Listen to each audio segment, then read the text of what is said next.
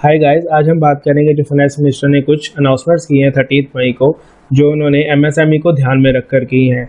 But इन्होंने MSME के साथ कुछ और भी सेक्टर्स को कवर किया है। जो कुछ सेक्टर्स हैं जैसे MSME, discoms, contractors, direct tax measures, इन सबको भी इसमें ध्यान रखा गया है।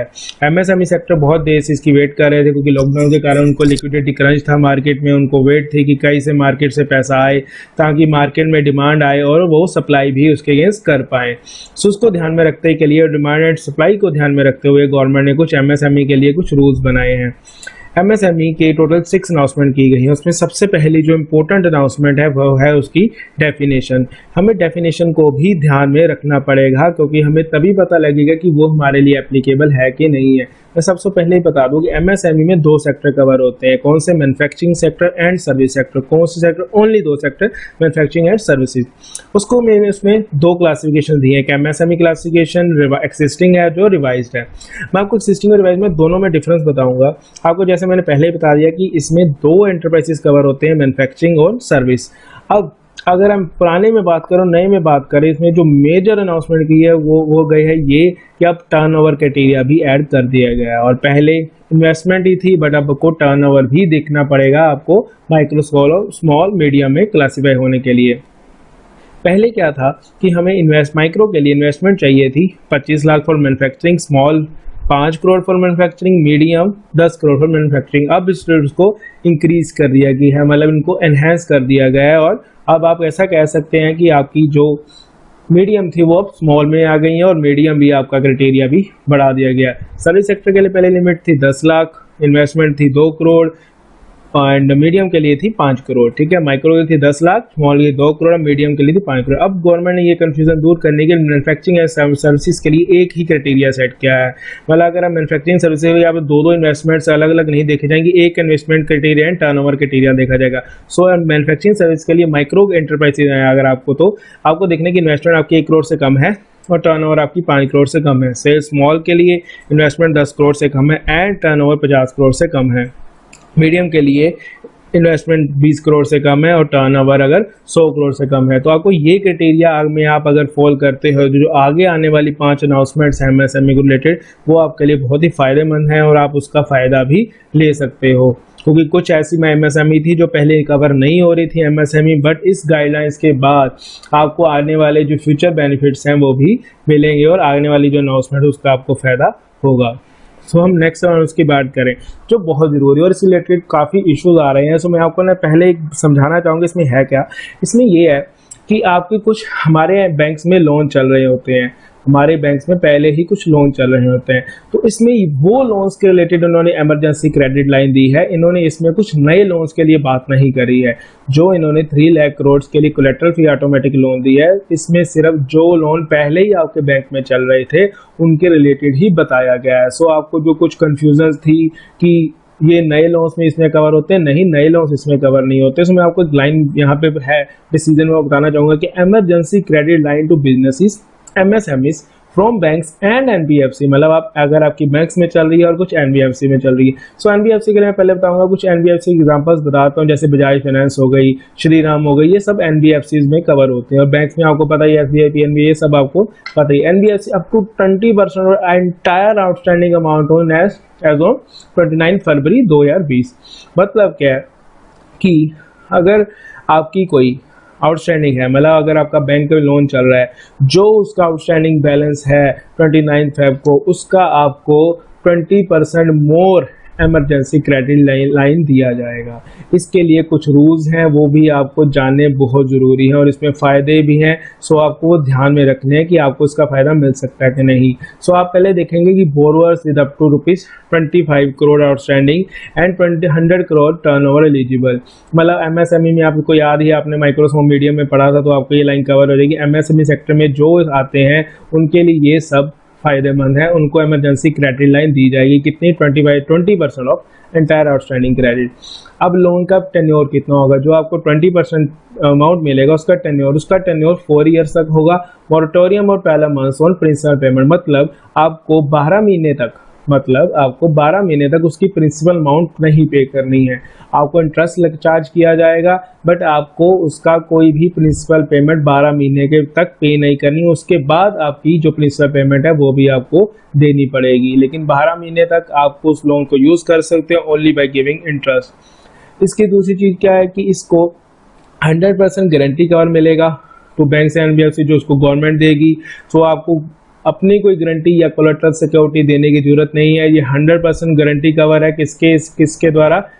गवर्नमेंट के द्वारा, जो बैंक्स को मिलेगी। इसलिए आपको मैं कहूँगा कि अगर आपको 20% एग्जिस्टिंग लिमिट बढ़वानी है, अपनी आपकी 20% एग्जिस्टिंग लिमिट, या आपको कोई लोन चल रहा है उसको बढ़वाना है तो आप बढ़ा सकते हो उसको। वो बहुत ईजी है आपको इंक्रीज कराने के लिए। सिर्फ उनको जो एप्लीकेशंस होंगी, जो आगे रूल्स आएंगे गवर्नमेंट बाय टाइम नोटिफिकेशन इसके लिए दिया जाएगा। तो आपको इसमें जोड़ने का कि आपको कोई भी गारंटी फी नहीं देनी है, कोई भी आपको फ्रेश कोलेटरल नहीं देनी है।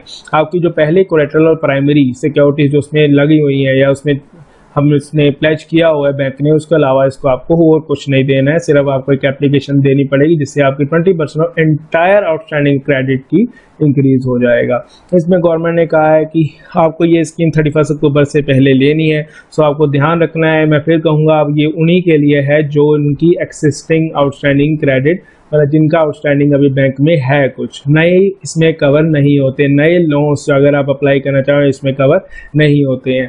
तो इसका फ़ायदा टोटल 45 लाख यूनिट्स को मिल सकता है जो गवर्नमेंट की तरफ से डाटा दिया गया है। नेक्स्ट मैं बात करूंगा कुछ इन्होंने स्ट्रेस्ड एमएसएमई के बारे में बात कही है। अब सबसे पहले तो हमें ये जानना है कि एमएसएमई सेक्टर कौन से स्ट्रेस्ड एमएसएमई, हम किसको कहेंगे कुछ स्ट्रेस्ड एमएसएमई। स्ट्रेस्ड एमएसएमई वो हो गए जो हमारे जनरली एसएमए 0, एसएमए 1, एसएमए 2 में आते हैं, और कुछ हमारे एनपीएस कवर हो जाते हैं। एनपीए में हम इसको एक डाउट था जो इसमें मैं कहूँगा लोगों को आ रहा है, बट मैं ये कहूँगा इसमें उन्होंने अगर आपके 1 मंथ या 2 मंथ या 3 मंथ हो गए और आपने कोई भी पेमेंट नहीं करी है तो आप इसमें कवर होते हैं, आप इसमें कवर होते हैं। सो इसने सिर्फ यहाँ पे स्ट्रेस्ड एमएसएमई की बात करी है। ये काफ़ी अच्छा पॉइंट है। कुछ लास्ट 5-6 मंथ्स में इंडिया में लिक्विडिटी क्रंच के कारण कुछ सेक्टर्स को, जो मेरे माइनर सेक्टर्स उनको दिक्कत आ रही थी, तो उन्होंने इसको ध्यान में रखते हुए कि जो अगर मेरे अकाउंट्स एनपीए भी हो गए हैं उनको भी ये फ़ायदा मिलेगा। इसमें है क्या, स्ट्रेस एमएसएमई को नीड इक्विटी सपोर्ट, मतलब उनको जो एमएसएमई जो स्ट्रेस हो चुके हैं, जो या लॉसेस में है, जो बैंक्स के पेमेंट नहीं कर पा रहे हैं, उनको भी कुछ ना कुछ पैसे चाहिए क्योंकि वो एक्चुअली में बिजनेस को अपने ग्रो करना चाहते हैं, बट कुछ प्रॉब्लम्स के कारण, या मैं स्पेशली कहूँगा लिक्विडिटी क्रंच के कारण या डिमांड कम होने के कारण वो ऐसा नहीं कर पा रहे हैं। सो इन्होंने इसमें ध्यान रखा है। तो इन्होंने इसके लिए 20,000 crore as a subordinate debt दिया जाएगा। उसमें इन्होंने कहा है कि करीब 2 लाख एमएसएमईज को फ़ायदा मिलेगा। तो इसमें जो मेजर पॉइंट है कि एनपीए भी कवर होगा। सीजीटीएमएससी ये एक सेंट्रल गवर्नमेंट की ऑर्गेनाइजेशन है जो हमारे कुछ लोन पोर्शन को सिक्योर करती है फॉर बैंक्स, ठीक है, ये उन कुछ पोर्शन को। तो इनमें से हमारे टोटल 20,000 करोड़ में से 4,000 करोड़ कहाँ सिक्योर किया जाएगा? सीजीटीएमएससी द्वारा। CGTMSC provide partial guarantee support to banks. ये 4,000 करोड़ के लिए हमें सपोर्ट करेगी बैंक्स को। Promoters of the MSME will be given debts by bank which will be indemnified by promoter as a equity in the unit। ये bank promoters को दिए जाएंगे जो आगे अपना बिजनेस में लगाएंगे। तो सिंपल है, जो हमारे बिजनेस डूब रहे हैं गवर्नमेंट उनको भी ध्यान में रखा है, उनके लिए 20,000 करोड़ कुछ सपोर्टिनेट डेट्स दिया गए हैं ताकि वो अपने बिजनेस को दोबारा रन कर पाएँ और उनके लिए भी ईजी हो, गवर्नमेंट को जो लिक्विडिटी क्रंच है उसको वो ख़त्म कर पाएँ। हम आगे बात करेंगे 5 करोड़ इक्विटी इन्फ्यूजन को। ये स्टेप एक्चुअली में आत्मनिर्भर भारत को ध्यान में रख के लिया गया है। इसमें इन्होंने दूर का सोचा है। मैं साइट में कहूँगा दूर का मतलब उन्होंने एक लॉन्ग टर्म प्लान किया गया है कि जो हमारे स्मॉल सेक्टर्स हैं, मतलब जो हमारे एमएसएमई सेक्टर, इनको इक्विटी मार्केट में लाया जाए ताकि इनके लिए फंड्स ईजी हो पाए मार्केट में और ये ज़्यादा से ज़्यादा ग्रो कर पाएँ। इन्होंने इसमें वर्ड यूज़ किया गया है corpus, fund of funds, mother funds, daughter funds, जो रिलेटेड काफ़ी डाउट्स है उसका आप ध्यान से सुनना, वो आपके डाउट्स क्लियर हो जाएंगे। कॉर्पस क्या होता है? कॉर्पस एक्चुअली को हम कॉर्पस को परमानेंट फंड्स भी बोलते हैं, मतलब हम वो फंड्स इसको लॉन्ग टर्म में यूज़ किया जाता है। FOF, mother funds, daughter funds क्या होता है? हम जो हमारे देश में कुछ या वर्ल्ड लेवल पे कुछ वेंचर कैपिटलिस्ट होते हैं, वो वेंचर कैपिटलिस्ट हमारे डिफरेंट मार्केट्स में पैसा लगाते हैं। सो अब वो चाहते हैं, गवर्नमेंट चाहती है मतलब कि इनको ओपन मार्केट में लाया जाए और वेंचर कैपिटलिस्ट को कहा जाए कि इनकी जगह में इन्वेस्ट करें, वो इनके इक्विटी मार्केट में इक्विटी में इन्वेस्ट करें, जिससे इनको इनकरेज किया जाएगा कि ये main board of stock exchange पे लिस्ट हो सके। इनसे इनका 50,000 करोड़ 50,000 करोड़ का इनको फंड अरेंज हो पाए इनका। नेक्स्ट है जो काफ़ी अच्छा स्टेप है, ये भी मैं कहूँगा कि स्टेप इन्होंने आत्मनिर्भर भारत के लिए ही लिया गया है या मेक इन इंडिया को सपोर्ट करने के लिए। ये स्टेप इनको बहुत पहले लेना चाहिए था ये, लेकिन अब भी ये स्टेप लिया गया है तो बहुत अच्छा है। इन्होंने अब क्या किया है कि कुछ हम टेंडर्स अप्लाई करते हैं, बट वो टेंडर्स के लिए हम ग्लोबल अलाउ करते हैं कि बाहर से भी कुछ कंपनीज या बाहर में भी कुछ यूनिट्स इंडिया में उस प्रोक्योरमेंट के लिए अप्लाई कर पाएँ। बट इन्होंने ये लिमिट अब इसको बढ़ा के 200 करोड़ कर दिया गया है। मतलब कोई भी ग्लोबल टेंडर गवर्नमेंट प्रोक्योरमेंट के लिए 200 करोड़ तक अलाउ नहीं किया जाएगा। मैं ये कहूँगा कि इसके लिए गवर्नमेंट को और आगे आना चाहिए और इसकी लिमिट्स और इंक्रीज़ करनी चाहिए अगर वो एक्चुअल में आत्मनिर्भर भारत पे और जोर देना चाहते हैं। आगे है हमारे कुछ एमएसएमई के अलग कुछ पॉइंट लाए गए हैं। ये एक्चुअली एमएसएमई को वही मैं फिर कहूँगा कि इन्होंने एमएसएमई को लॉन्ग टर्म ले जाने के लिए, लॉन्ग टर्म के लिए सब कुछ सोचा गया है। अब इनको जो एमएसएमई रिटेल्स में थे, जो हमारे नॉर्मल हम कह सकते हैं कि फेस टू फेस वर्क करते हैं, अब इनको वो ई मार्केट में लेके आना चाहते हैं, वो इनका काम इंक्रीज करना चाहते हैं। और ये एक और अलग से अगर जो लिक्विडिटी क्रंच है उसको दूर करने के लिए भी इन्होंने एक पॉइंट लिया है कि अगर इनकी कोई पेमेंट, कोई गवर्नमेंट से सेंट्रल पब्लिक कोई पेमेंट पेंडिंग करी है, जो पेंडिंग है, तो वो भी ड्यूज उनके क्लियर किए जाएंगे जल्दी से जल्दी। और इन्होंने इसके लिए इनको को 45 डेज़ का ऑर्डर दिया है कि 45 डेज़ में अगर कोई एमएसएमई वेंडर्स के पेमेंट पेंडिंग है तो वो क्लियर की जाए। अब हम ईपीएफ के रिलेटेड दो मेजर अनाउंसमेंट्स आई हैं जो आपको ध्यान में रखनी है, और ये ध्यान रखें कि ये आपके इसके दो अनाउंसमेंट्स में दो पॉइंट्स हैं, आपको ध्यान रखना है कि आप किस में कवर होते हैं। ईपीएफ की जो फर्स्ट अनाउंसमेंट है, ये फर्स्ट अनाउंसमेंट मेरे को बताने से पहले मैं कहूँगा कि आपको ये ध्यान रखना है जो फर्स्ट अनाउंसमेंट है वो प्रधानमंत्री गरीब कल्याण योजना के बारे में है। अब प्रधानमंत्री गरीब कल्याण योजना क्या होता है और उसमें कौन कौन सी ऑर्गेनाइजेशंस कवर की जाएंगी। प्रधानमंत्री गरीब कल्याण योजना में कुछ उन्होंने ऑर्गेनाइजेशंस के लिए ये रूल बनाया था कि हम इनका 24% ऑफ मंथली वेजेस गवर्नमेंट देगी, मतलब 12% ऑफ एम्प्लॉयर और 12% ऑफ एम्प्लॉय। अब इसमें कौन सी ऑर्गेनाइजेशंस कवर होती हैं जिनका वो 12% मतलब ऑफ एम्प्लॉयर 12% एम्प्लॉय कंट्रीब्यूशन देगी, मतलब 24% देंगी। सो उनके लिए उन्होंने 3 कंडीशन रखी है। 3 कंडीशन क्या है कि वेजेस जो हैं वहाँ की ऑर्गेनाइजेशन के जो एम्प्लॉयज़ हैं या लेबरर्स हैं उनकी वेजेस 15,000 से कम होनी चाहिए, मतलब 15,000 से कम होनी चाहिए। वो एस्टेब्लिशमेंट 100 एम्प्लॉयज़ का होना चाहिए या उससे कम होना चाहिए। थर्ड कंडीशन जो मेजर कंडीशन है जिसको ध्यान में रखना है कि 90% और more of such employed wages less than 50, मतलब अगर वहाँ पे जो एम्प्लॉय है जिनको वेजेस मिलकर उनके टोटल 90% जो सैलरीज हैं वो पर एम्प्लॉय 15,000 से कम होनी चाहिए। अगर ये 3 कंडीशन फुलफिल करता है तभी उसको ये बेनिफिट दिया जाएगा। ये बेनिफिट है प्रधानमंत्री गरीब कल्याण योजना में। पहले ये बेनिफिट 3 मंथ्स के लिए था, मार्च अप्रैल मई। अब इसको बेनिफिट को बढ़ा दिया गया है जिसके लिए जो हमारे नॉर्मल एमएसएमईज हैं जिनके 90% लेबर है या 90% एम्प्लॉय हैं जिनकी सैलरी 90% और मोर है, मैं फिर कहूँगा कि 90% और मोर है, 90% से ऊपर है जिनकी सैलरीज जिनकी वेजेस 15,000 से कम है, उनको ये बेनिफिट दिया जाएगा। इसमें गवर्नमेंट को 2500 करोड़ का खर्चा आएगा आप कह सकते हैं, बट आप ये देखिए कि एमएसएमई को इसके लिए लिक्विडिटी रिलीफ मिलेगा और वो अपना 2500 करोड़ मार्केट में और इन्वेस्ट कर सकता है और सप्लाई क्रिएट कर सकता है मार्केट में।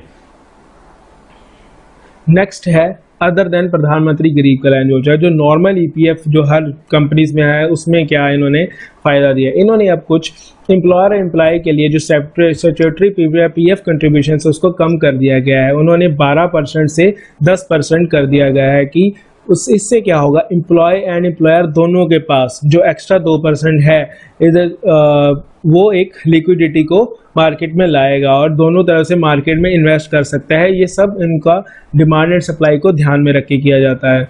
सो इन्होंने 2% एक्स्ट्रा जो छोड़ा कह सकते हैं और लीव किया है, उनके लिए हमें एम्प्लॉयर एम्प्लॉय को दोनों को फ़ायदा मिलेगा। अगर मैं आगे बात करूं, ये मैं इसमें जो गरीब कल्याण योजना में आते हैं वो इसमें कवर नहीं होंगे।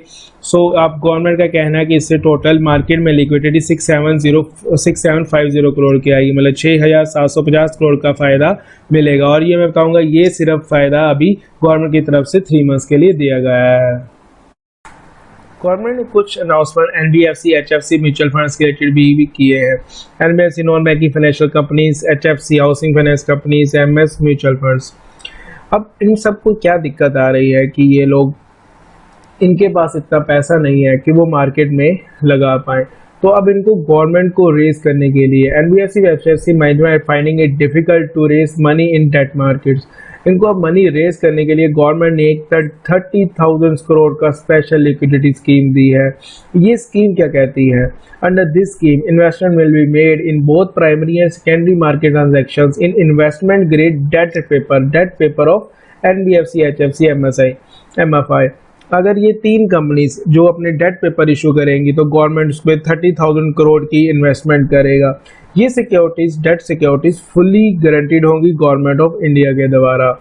इन्होंने ऐसी एक नई स्कीम है जो वो ये कहती है पार्शियल क्रेडिट गारंटी स्कीम। अब ये पार्शियल क्रेडिट गारंटी स्कीम भी इंक्रीज कर दी गई है। Existing PGSE schemes to be extended to cover borrowing such as primary issues of bonds, CPs of such entities। अगर ये कुछ बॉन्ड्स और CPs इशू करते हैं तो हमको PCGS में इसकी गारंटी मिलेगी। अगर कोई लॉस होता है तो first 20% loss will be borne by the grantor, that is Government of India. अगर कोई लॉस होता है तो गवर्नमेंट ऑफ इंडिया इसका लॉस वो इशू बॉर्न करेगी। इसमें अब जो पेपर इन्होंने कहा है कि AA पेपर है, blue including under rated eligible for investment.